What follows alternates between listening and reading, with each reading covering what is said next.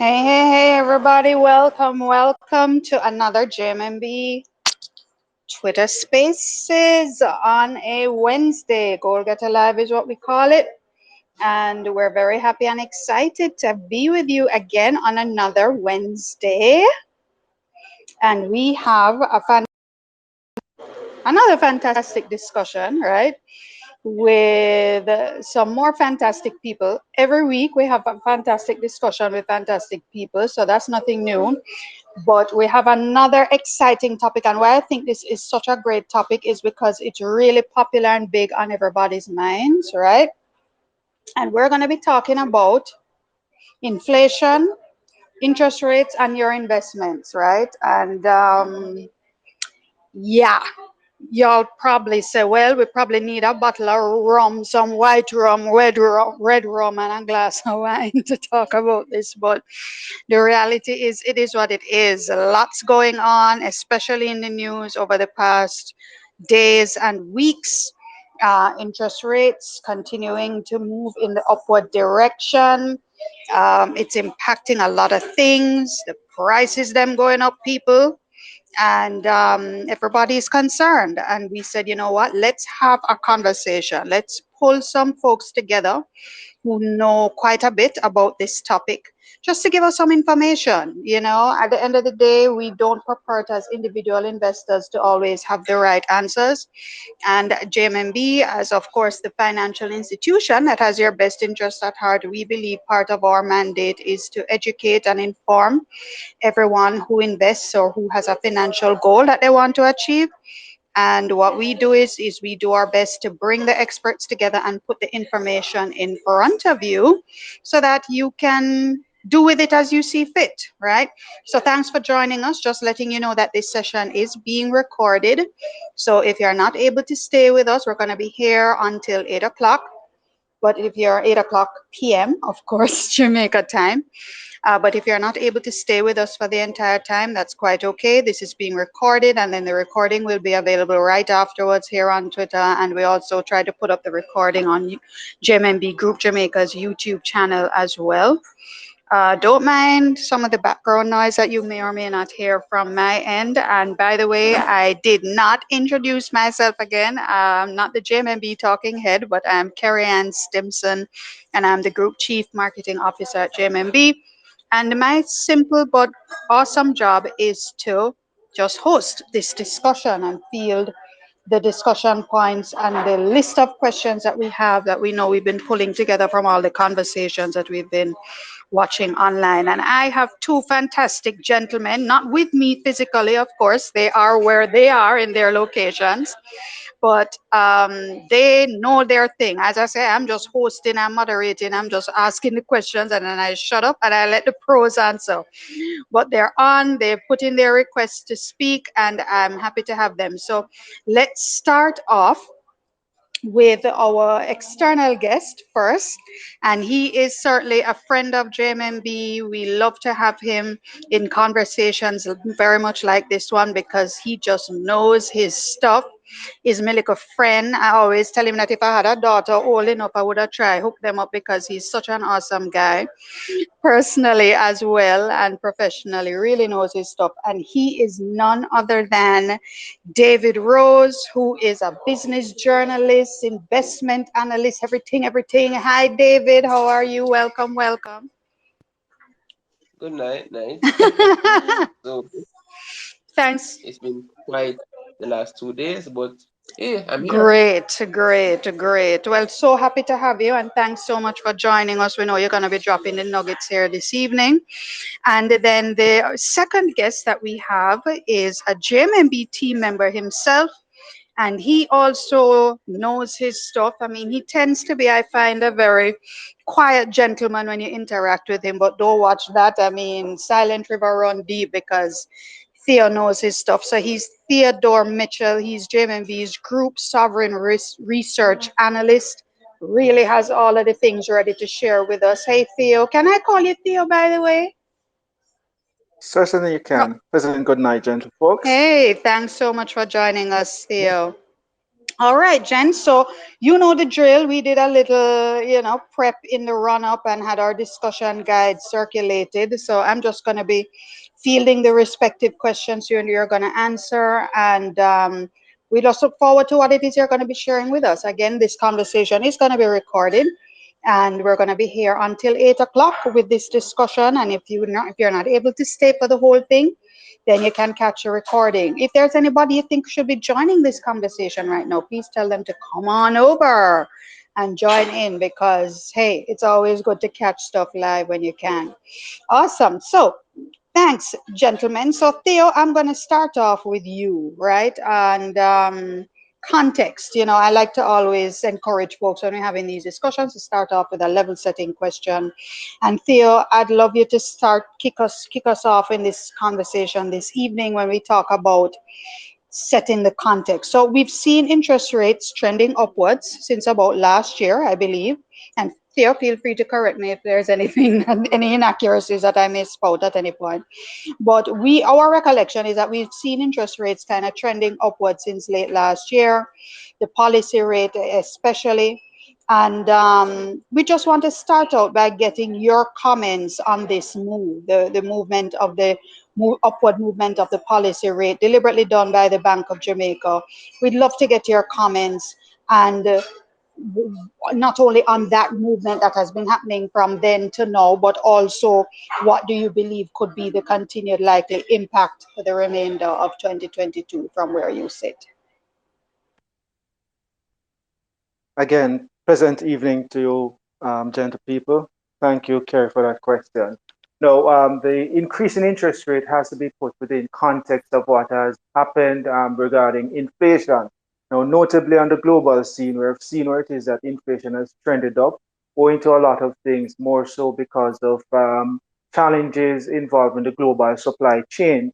So, as a consequence of that, we saw where it is that price levels have increased, not just in Jamaica, but in the United Kingdom, the United States, and for the most part, because of that, some of the fiscal, rather monetary easing that we saw in the United States, to address the issues surrounding COVID, so as to make the economy more fluid in terms of productivity, etc.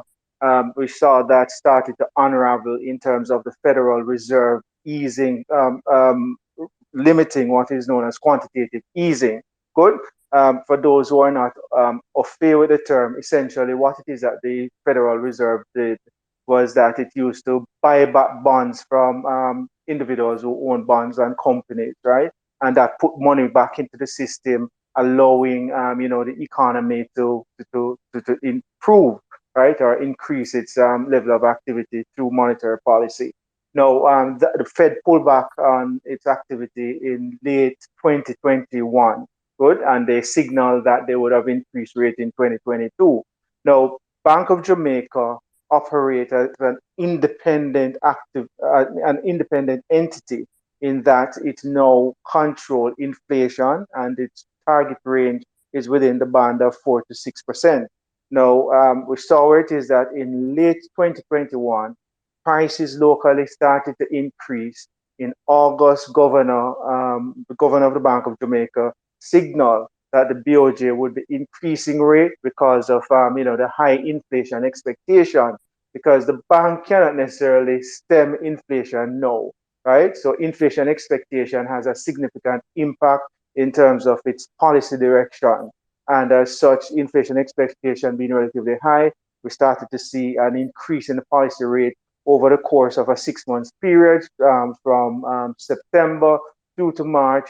Policy rate was adjusted by 4.5%, 450 basis points. The aim of doing so is essentially to stymie domestic demand from aggregate demand perspective, good, so as to help limit inflationary pressures. Now, the policy rate acts as a signal to interest rates across the financial system. So we see where it is that treasury bill yields, for example, which in late September was around 1.5% in terms of its yield, has gone up upwards of 7 and 8% in terms of the 3 months and the 6 months yield. Likewise, on the commercial side of things, in terms of banking interest rate within the banking system, we're seeing that slowly started to climb, as well as we're seeing increase in interest rates as it relates to consumer loan. So we're seeing increase in interest rate within the banking, the financial system, and that has to do with the action of the Bank of Jamaica. Notably, it's not just increasing the policy rate that we're seeing; they're also engaged in monetary open market activity so as to reduce data liquidity level in the system, and that is having a squeeze on the financial system in general. Good, but the aim of all that is to lower inflation expectation, as it is that the bank can't necessarily impact inflation that has passed already. Well, it can't. So that is the context within which the bank is operating, the BOJ that is, and the reason that informs the increase in the policy rate. So over to you, Kerry. Thanks for that, Theo. So, I mean, just to be clear, because again, I also stand on the side of those of us who don't always understand a lot of the big fancy terms. But what I gather is that the increase in policy rate is to help, because as you said, they can't really control it outright, but it's to try and help to reduce inflationary pressures. Is that it? Is that what the main objective of increasing the policy rate by the BOJ meant to achieve? Yes, that is the primary Okay, aim. great. So if that's the case, then I guess my next question is, before we hop over to David, is that in spite of their best efforts, because as you rightly said, they can't control it, and I guess we're kind of seeing the evidence of that perhaps, is that we're seeing inflation still projected to go even further upwards, is our understanding. Again, correct me where I'm wrong. And of course, for all of us who go supermarket every week and thing, um, cost of goods and services are rising as well, and we're seeing that rise happening pretty quickly. Um, what do you see then, Theo, as the spin off effects that we can expect to see in the near term on us as investors or on businesses? I think that folks are just generally concerned that we anticipate if inflation continues to move like this, things are just going to get far more difficult. What's your perspective as far as the spin off effects that we can expect to see as an investor in the Jamaican market? Okay. Before I answer that question, Kerry, there's a correction that I wish to make, right? The Yes, please. BOJ what is, we call it is that inflation is fluid. So if it is at price level, is expected to move, say this month, the bank cannot control that, right? But what it can control is expectation, future inflation, that is, right? So I wish to put in the space that that is what I meant, not that the bank Okay, is not unable to control inflation, right? got But you. that which Thank is you. gone already, it can't cauterize. But that Thank you. said, inflation does have a significant impact in terms of our purchasing power, right? We're feeling it in terms of, the price of goods and services are going up. And, if it is that our income is fixed, at least most of us, our income is fixed. So it limits the amount of goods and services that we can purchase, as well as our investment opportunities, because it is that you have to make a choice: consumption and investment. Good. So to the extent that prices are moving up, it limits the amount of savings that we can pursue. Right. But notwithstanding, we're seeing where it is that interest rates are going up. So the aim is to take advantage of the increase in interest rates. So if it is that you're saving, or it is you're investing, you want to get the bang for the buck in terms of return on your investment. You don't want investments which are generating far less than inflation. Okay, so it is that which we did a while back. We spoke about various investment tools which you can utilize. Of course, it is that we recommend, holding diversified portfolio in the stock market, fixed income market, as well as, US dollar investments, so as to diversify the pool. But at the same time, you want to ensure that you are investing where it is that the return at least or is close to as possible what inflation is, if not outperform inflation, right? So, inflation does impact you in terms of your ability to spend because it, reduces your purchasing power. But, you have the power to invest, and where you can, you try and optimize the return in terms of, taking advantage of a higher interest rate so as to put yourself in a better position to, stave off the impact of inflation on your purchasing power. Thanks, Theo. And I know we're going to get into some of the opportunities that we see a little later on down in this discussion. I want to hop over to David now. Hi again, David. Thanks for waiting. Because when we talk about high inflation and the fact that it's occurring here in Jamaica and impacting our way of life here in Jamaica, it's also happening overseas. With our good friends to the north, primarily in the United States, they too are crying out about the inflation that they're seeing in their market and the impact that is happening on them also. And also we hear stories coming out of the United Kingdom. Could you kind of give us your perspective, David, because you are a business journalist and you're speaking to a lot of people in the know, you yourself, based on the work that you do. Could you give us kind of a sense of how do you expect the inflation that's occurring in those major partners or neighbors of ours that we rely on for things like remittances and so on? How do you expect their experience to be impacting us and our local economy as well? So we need to be quite aware of, when we speak about major trading partners, in this case, we're speaking about the United States of America, Canada, and the United Kingdom. So those are major trading partners. And even Right. today, the Central Bank of Canada raised their interest rates or policy rate by 50 basis points, which in English is just 0.50%. I have to bring the context down to the every person.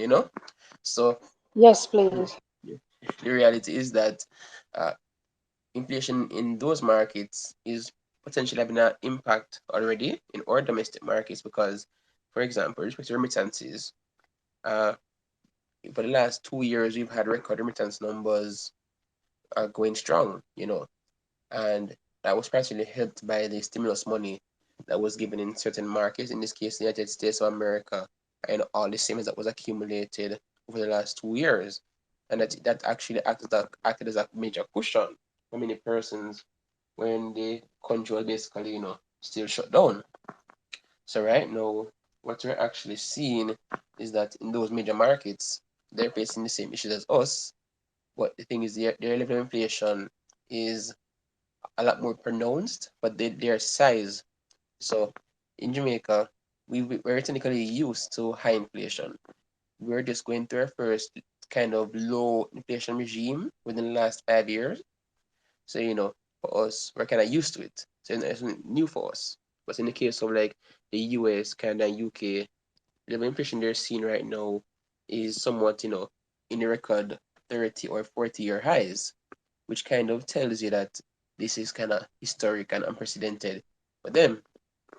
And, it doesn't matter where you go. Your relatives will say, when they check how much you spend at the gas pump, they're shocked. When they go to the supermarket, they're shocked. And, in the case of remittances, persons couldn't travel for the last 2 years. So, they say the money where the remittance companies, such as Western Union, MoneyGram, and so forth. And, with the countries, with travel basically reopen, you kind of see that tick down in remittances. But the thing is, we don't know if that's just a major function of our relatives or members in diaspora sending less back to Jamaica, or, in this case, people just carrying the cash directly. But anyway, spin it. Uh, we're going to start to see more and more of the impact. So, in the case of, direct trade, you might see some persons traveling less out of country. It doesn't mean that we're not going to have our quote unquote best year tourism, but it just means that, the level of expected demand might be stymied going forward, might, big emphasis on the might. When it comes on to, goods that we import, we're going to be facing a lot more in terms of paying for these goods. because although the dollar has technically, remained stable for the last 5 months, trading within the 153 to 158 band, the cost of the goods in those major markets have gone up.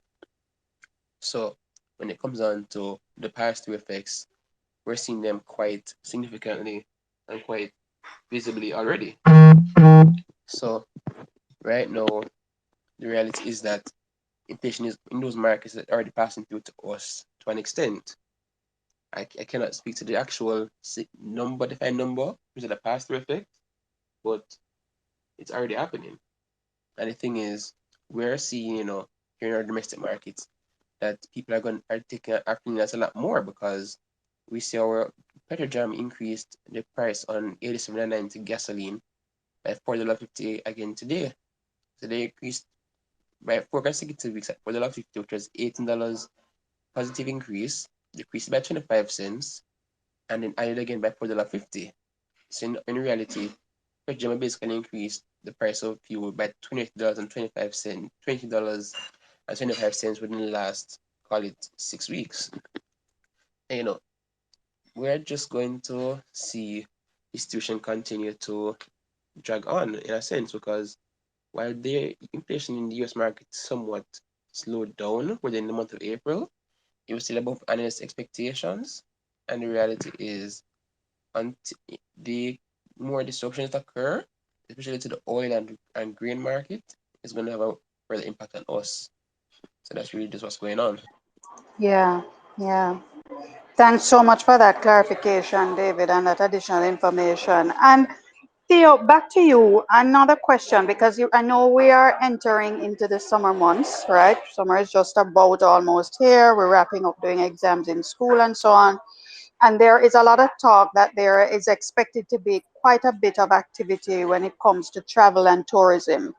Let's say outside has reopened, and certainly relative to the last two COVID years, and demand for travel has surged, and folks tend to be outside quite a bit, or we plan to be outside quite a bit in the coming months. As a tourism dependent nation, how do you see that potentially impacting our own local economy, Theo, as well as the exchange rate? What's your anticipation? Sorry about that. Um, the summer months usually is a lower month in terms of tourism flows for Jamaica, but this year is like to be exceptionally different. Notably, there has been, as David pointed, over the last in the prior 2 years, you saw where it is that restriction on travel limit individuals traveling overseas from source market. So there's a pent up demand for leisure activities. Consequent on that, we expect to see significant visitor inflows into Jamaica in the summer months above the usual quantum of persons within the space. More persons visiting speaks to increase in tourism activities and likewise an increase in revenue generated from the sector. And that could have spillover impact in terms of things like transportation, food, agriculture sector. Just to bring things into perspective, during COVID, we saw where it is that one of the major producers of meat was significantly affected by it because a large portion of their production is geared towards the hotel industry. So, to the extent that the tourism product is coming back to where it was in 2019. It's not quite there yet. Good. It spells positive for a lot of companies and individuals who are dependent on the industry. Now, the tourism aside, the summer months are also a period where it is that there is increase in demand for foreign exchange. Some persons start to position themselves for Christmas spending to have back to school. So usually you see some movement in the currency at around this point in time. However, the situation is somewhat different this time around because I spoke to, increasing tourism activity, which, by and large speaks to some amount, increase in foreign exchange. And I want to put out there, listeners, we hear this thing about tourism and its impact on the economy. Yes, it does have a positive impact, but the foreign exchange flows is not what it is cut out to be in terms of tourism 3 billion inflows, and that flows into the economy in full. It's only a small proportion of it which actually flows back for goods and services. Good, and the majority of it is retained elsewhere. But that said, the increase in tourism activity is likely to result in increased foreign exchange flow. So, notwithstanding, increased demand for back to school supplies for suppliers who are positioning themselves, as well as those positioned who start to um, obtain US dollars for the Christmas spending, the net impact uh, should not be sufficient enough to cause any significant uptick in terms of the depreciation rate. So it is that we expect the currency, yes, to lose some value, but nothing of significance to warrant any concern for you to start to speculate on the currency, because it is that we are not anticipating any major departure in terms of the percentage deviation in terms of the depreciation rate. Okay, Terry? Theo. Yeah, I'm hearing you. Thank you so much, Theo. So I guess that's pretty decent news to hear, I suspect, because based on what we anticipate, as you said, in terms of increase in flows and what typically does and does not happen in the summer months. Just to pivot a little bit, David, back to you, because in speaking, as we're talking about the exchange rate by way of an example and what we could possibly anticipate. I know certainly since the start of 2022, you mentioned it earlier, David, that we've seen a fluctuation of the exchange rate, the Jamaican dollar against the US dollar specifically, between the band of say 153 and some change and 158 and some change. Could you give us a sense, because I know you're a guy with your finger on the pulse of what's happening, particularly among the publicly listed companies who would have made disclosures so far since this year. Could you give us a sense of what you've been seeing as far as the exchange rate and how it has been impacting the performance of companies, businesses in Jamaica, especially those publicly listed ones, and what if and what further impact do you anticipate can come in the future, just to give us a sense of what you've been seeing and what you perhaps anticipate will happen. So thanks again, Kerry. So for further context, the Jamaican dollar revalued during the first quarter, and what that means is that the one US dollar got you less JMD within the first quarter. So when the year ended, it was a 155.08, meaning it took 155.08 JMD to get 1 USD.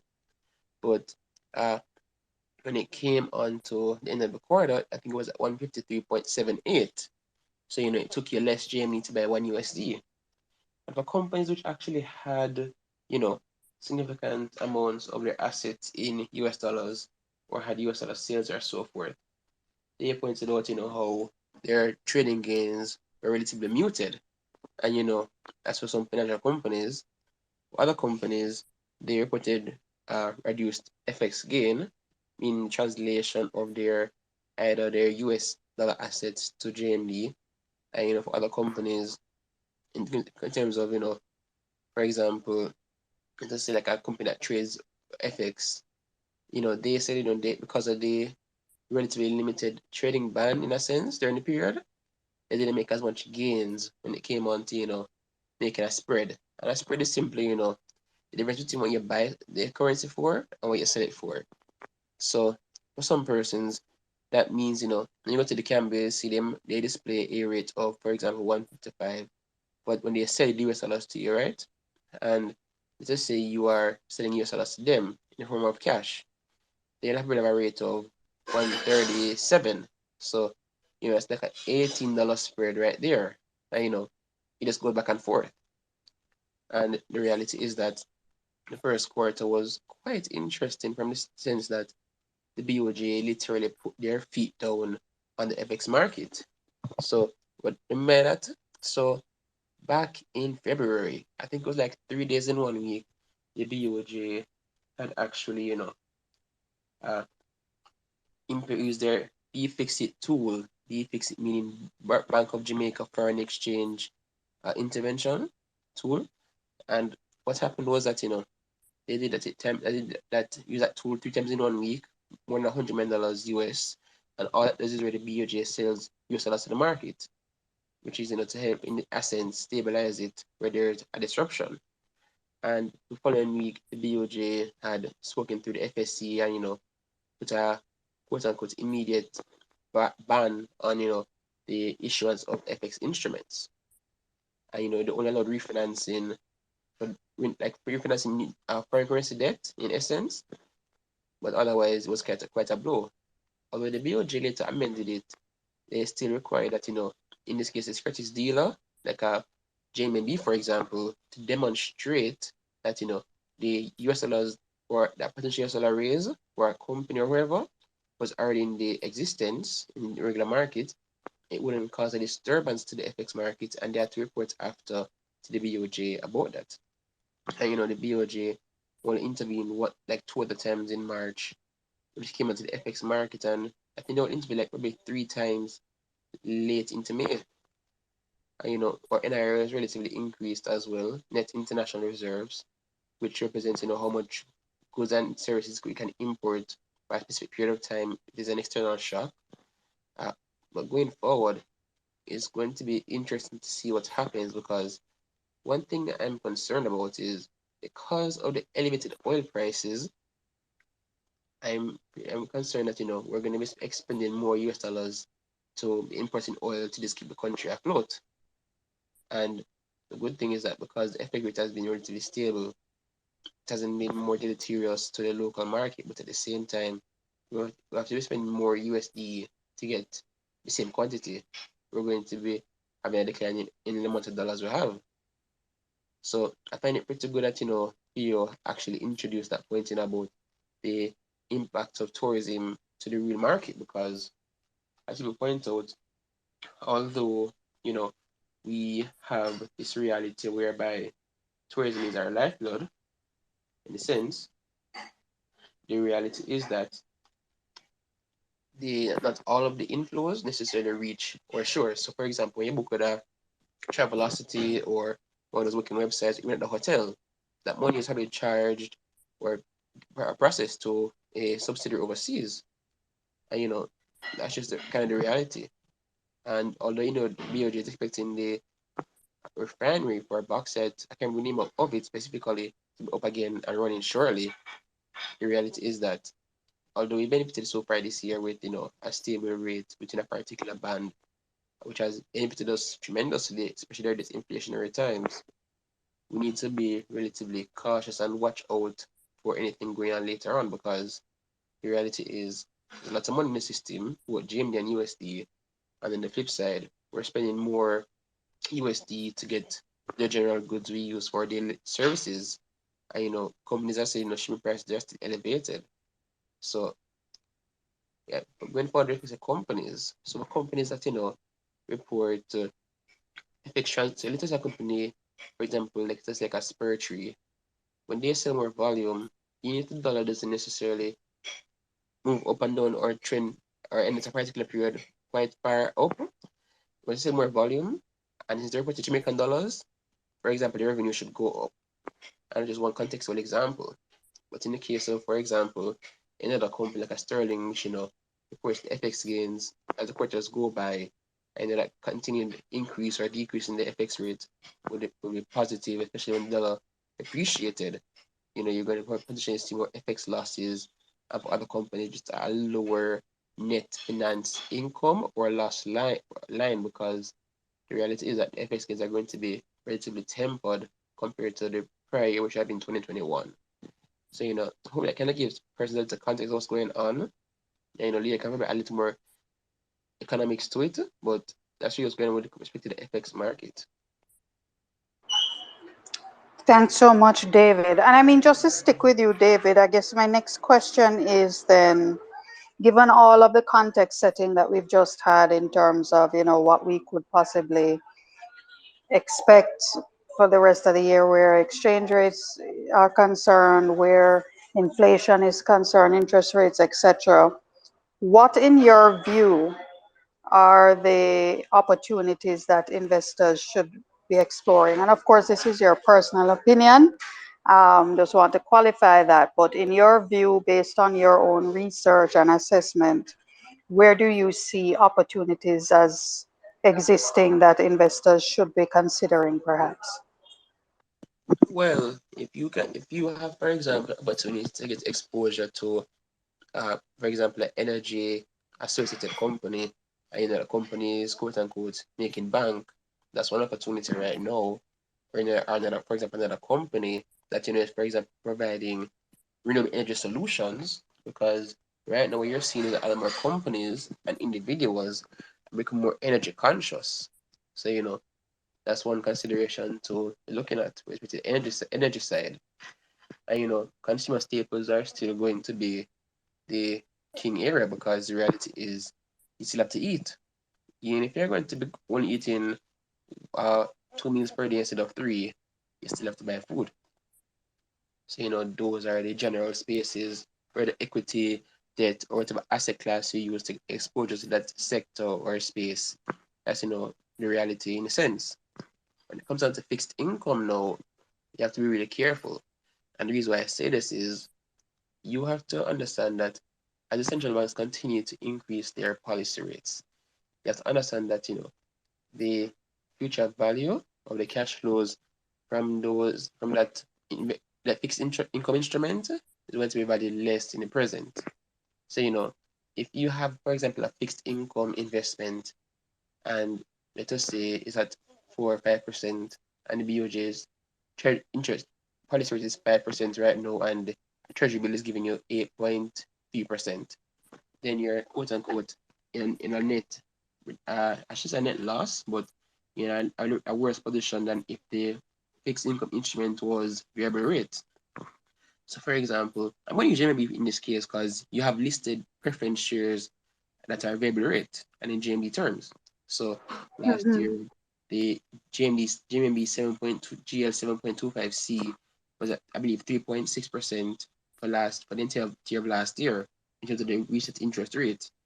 And as of this March, that's 7.89. And if the treasury bill rates continue to be this elevated, we might see that same preference share next year giving 10% uh, in terms of the reset rate.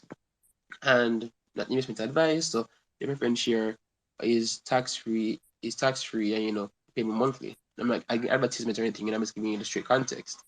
And you have other preference shares which are resetting, and you even have, for example, the Silver J deferred shares which are resetting this month, and with the policy rate this elevated, and the policy rates, the treasury bill yields is elevated. When the rates are reset, you're going to be getting more if you own that instrument. So if you're going to be getting fixed income instruments in this kind of environment, it's either you're going to be demanding a much higher yield or rate, so probably 8 to 9% from any issuer, depending on their investment risk. But at the same time, any investment you're going to get, there has to be some contingency to account for these rising rates. Because what is so wrong, for those asking with the rates going up and everything. So let us go back to simple inflation. You can buy less goods with the same amount of money, right? So here's a problem with that. The problem with that is when you buy less goods with the same amount of money, you're probably going to get hungry, or you're just going to have a reduced standard of living. So to add further context, uh,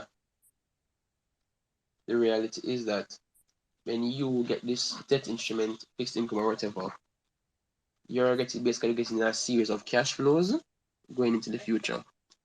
When it's fixed income, meaning the rate is fixed, it means that the amount you get paid each year will not go up or down, which is good in a quote unquote low interest rate environment where you want that consistent cash flow, you're not exposed to that variable rate function. But in this kind of environment where rates are rising, if the general, for example, rates in the market are yielding a lot more, for example, like a 7% or 8%, and you have a 5% interest bearing instrument, then that instrument you have right now is basically giving you less in real terms. So we have inflation at 11%, And if your instrument is giving you 5%, and let's say you have this instrument which is attracts a 25% withholding tax, then you're going to be in a much worse position. And you have persons who are looking to other alternative assets. I'm not speaking about the crypto per se, but some persons, for example, are looking towards, watches or other luxury assets to, build their portfolio. And the reality right now is, although some persons are going to say well, should be reinvested, the reality is you probably might want to rebalance your portfolio with your advisor.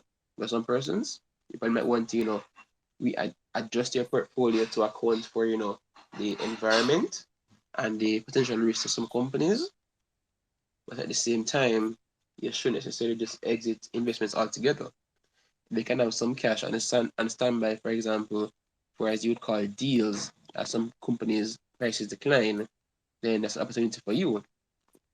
But the reality is, as anybody with any significant amount of money, or even a little bit amount of money, has to just be generally aware of the risks that are coming up right now for different companies. So, because the manufacturing companies, their margins, which is the revenue minus the cost of sales, the gross margins, are being erased because they cannot pass on all these price increases to their consumers. And even when it comes on to, for example, a financial company, we've seen where NCB, Victoria Building Society, JM Bank, Sagicor Bank, First Global Bank have announced interest rate hikes on their existing loan portfolio. And this is a time I actually recommend everybody who has a loan right now to go back and look at your agreement and see if there's a component that allows for the bank to adjust your loan. And if in this case it's a variable rate loan. Because although you might be like, but I pay this amount every month. When the bank's rate hike was detected in there, the bank says, hey, you have to actually pay more, then you realize that, oh, actually was a variable rate loan. So the thing is, in the case of the financial companies, it might mean greater interest income for them, but on the flip side, it also might mean that they might have higher non-performing loans because some persons just cannot afford to pay anymore. Right? One bank, in this case, FGB said at their AGM last week, which is GK, that they're working with some clients to refinance the loans so that the tenure is longer, meaning they send to pay back the loan, but the monthly payment doesn't change. And in this kind of rising interest rate environment, you're currently seeing the comprehensive income of financial companies go down as the value of the bond portfolio or the fixed income instruments are marked down. These aren't realized losses, but at the same time, it's a mass capital base of these companies, and these are all the different factors I'm listing right now, and this can be exhaustive, but these are just some examples for persons listening. Thanks, David.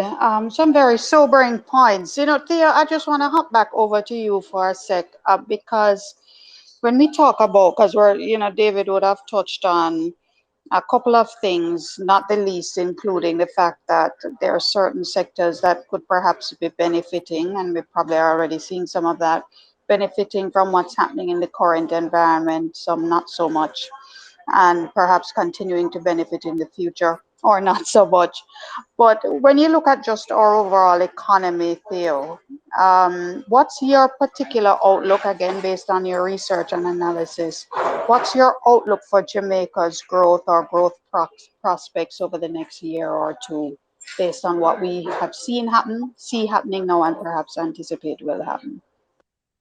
Uh, okay, Karen, good question. Before I get there, I'd like to make a commentary with respect to inflation.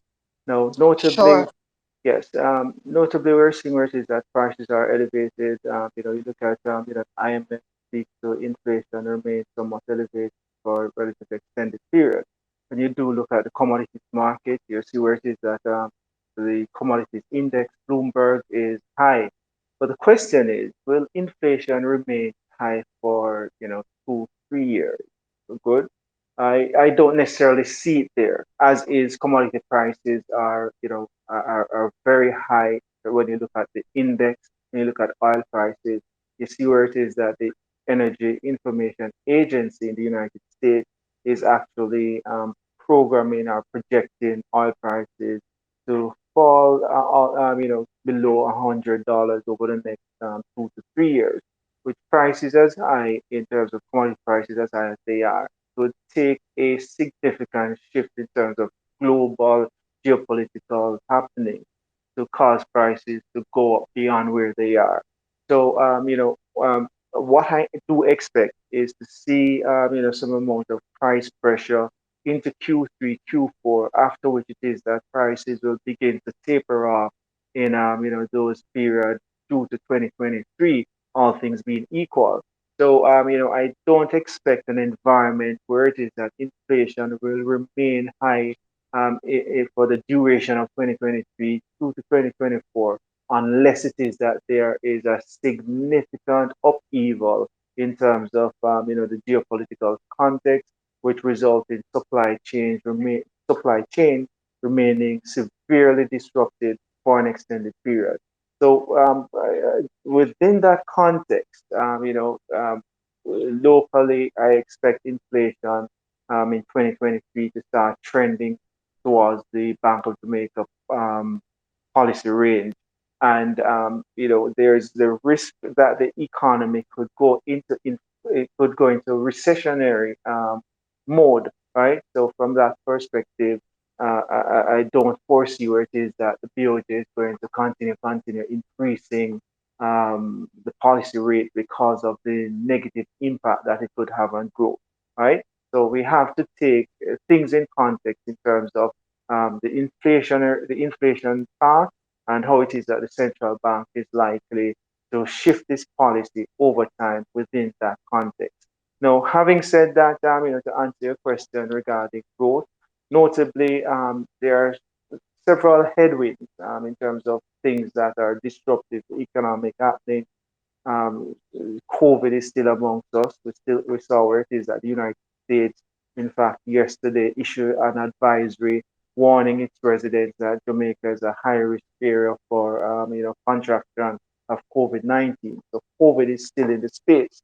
Then you have the geopolitical conflict, the Russia-Ukraine conflict. There's tension in China, etc. Good. How do these things play impact the Jamaican landscape? To the extent that we're highly dependent on the United Kingdom, Canada, as well as the United States as source market for remittance and tourism flows. The disruption in terms of their economies will have a negative effect as it relates to those products which I spoke to. And we could see where it is that there's contraction in tourism.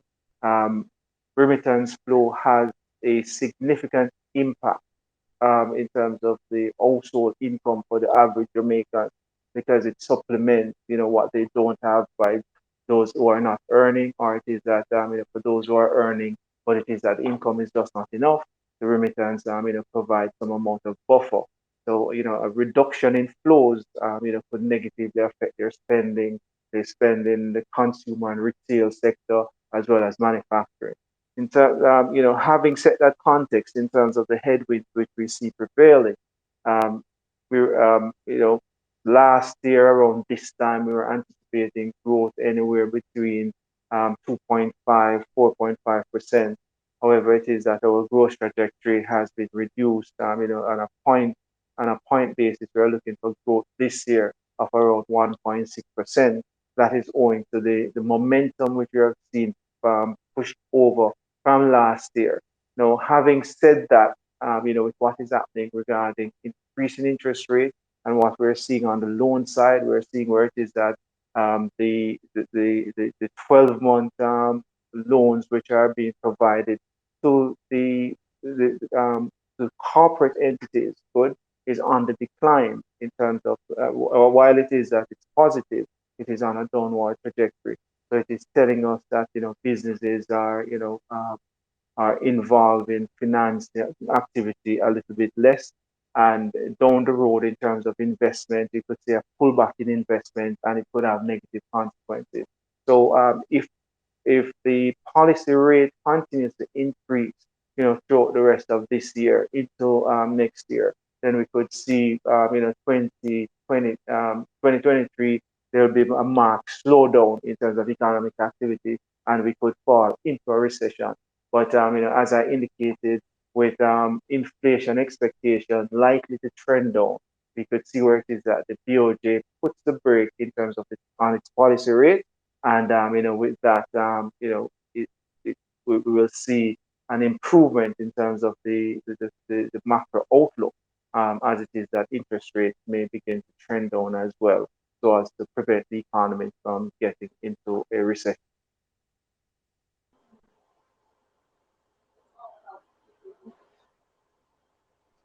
Harry? What Yes, were you saying, Theo. Kerry? Oh no, I was just wondering if Theo was finished because I lost him there for a second. I think my connection was bad.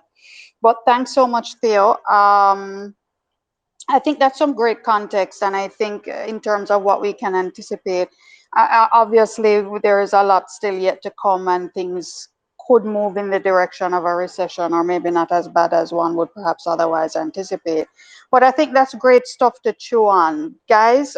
We are coming down to the final leg. I have one more question, which I think is very important to ask, but I just want to again remind everybody that this session has been recorded. It is being recorded, and we're going to make it available here on Twitter for you to listen if there's anything you didn't catch, or certainly you can share it with a friend or family member, because we did cover a lot, and I feel like I actually need to go and listen over again with my little um, notepad and pen to catch all the nuggets. But I think just one final question for, and I'm going to pose it to both of you gentlemen. I'm going to ask David to take it first, in the sense that, we would have spoken about where there could be opportunities in terms of the sectors or the kinds of companies in particular sectors that could probably present some opportunities for investors, perhaps.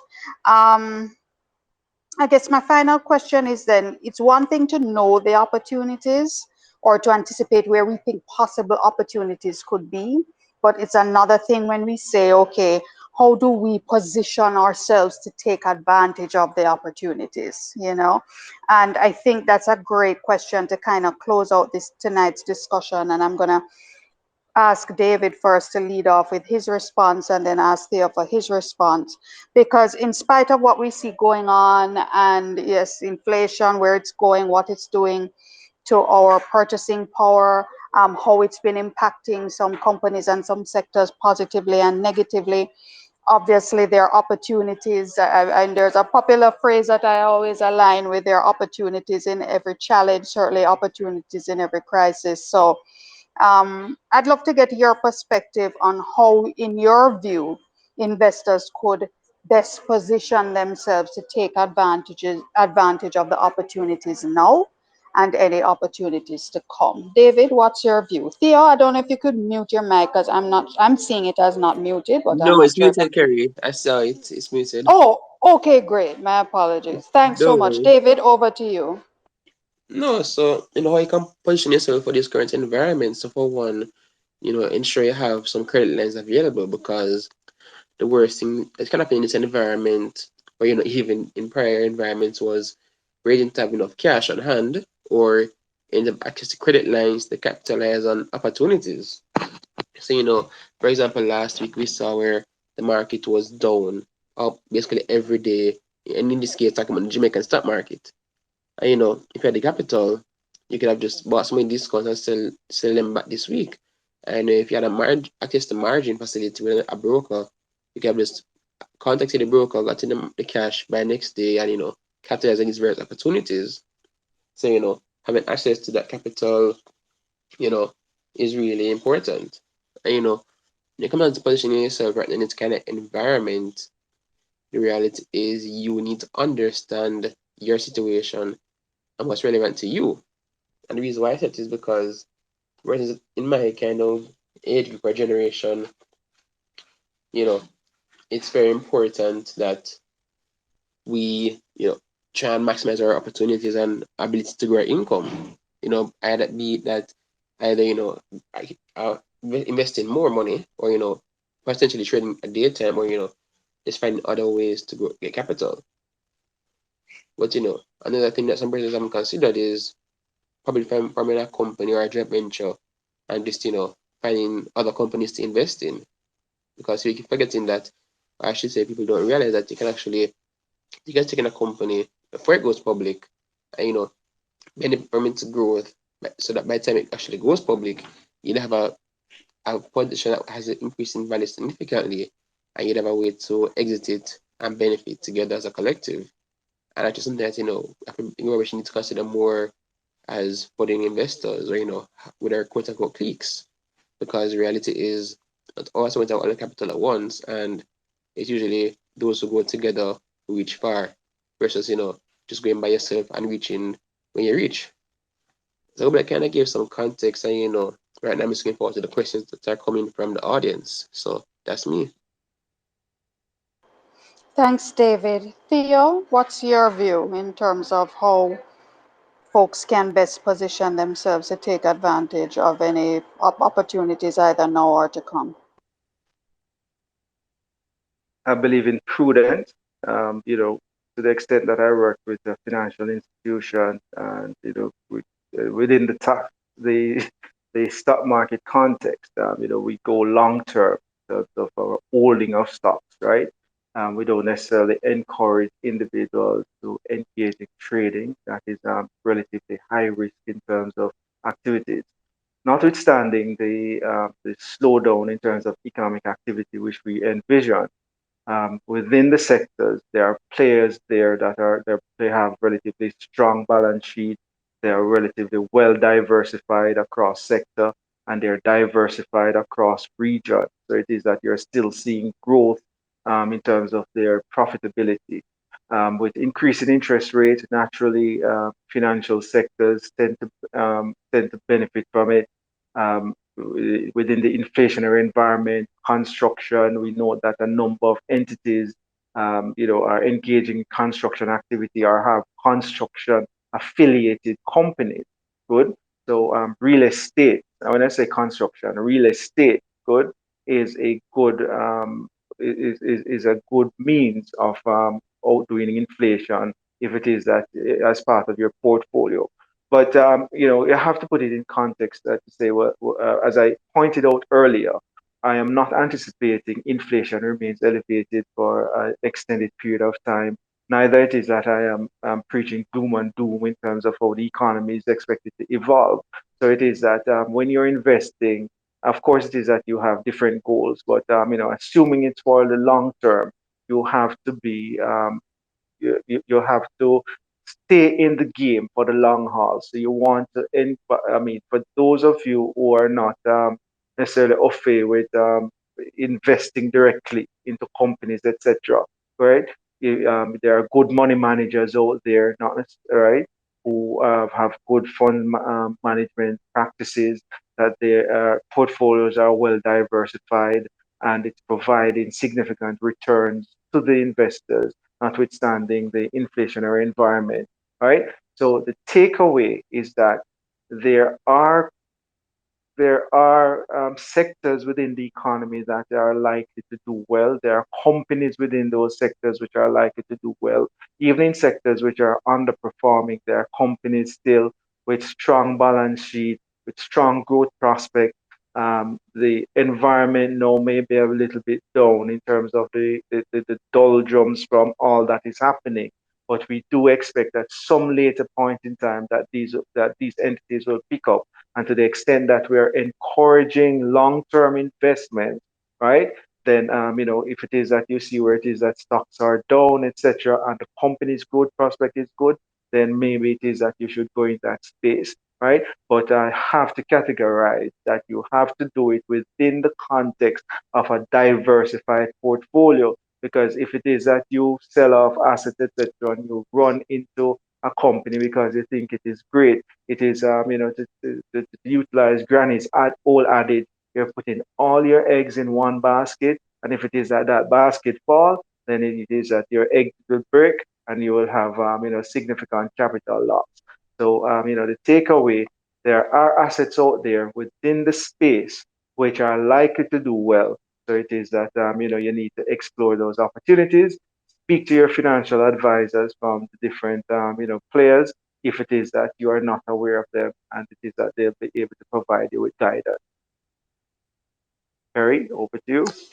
Thanks so much, Theo. Guys, this has been a great discussion. I think there are a lot of nuggets. As I said, we recorded it, so if anybody needs to go back over again and kind of go through and take some notes in a more thorough way.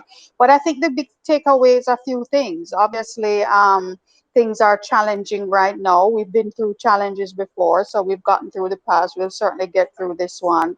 But I think it's important for folks to remember it's certainly important to remain informed, remain educated, keep doing your research, keep asking your questions, keep listening to the pundits who are spouting the correct and accurate information. You also want to be prudent in how you're managing your financial affairs. You probably may not want to go into take on any uncertain activities at this time. You want to kind of remain focused on your strategy and keep that long-term view in mind of where it is you want to go, so that you're not easily swayed by whatever may be impacting you at the current time, but adjust where it needs to be adjusted while you're keeping that long-term view of where it is you ultimately want to go based on the goals you've set for yourself. I think this has been a great conversation, gentlemen. Again, of course, we encourage folks to speak to their licensed financial advisor to find out what strategy is going to work for you. There's no cookie cutter. What worked for me don't work for you, don't work for David, don't work for Theo. So have a conversation and stay tuned. And thanks again. Wishing everybody a great rest of the evening. Thanks for joining us.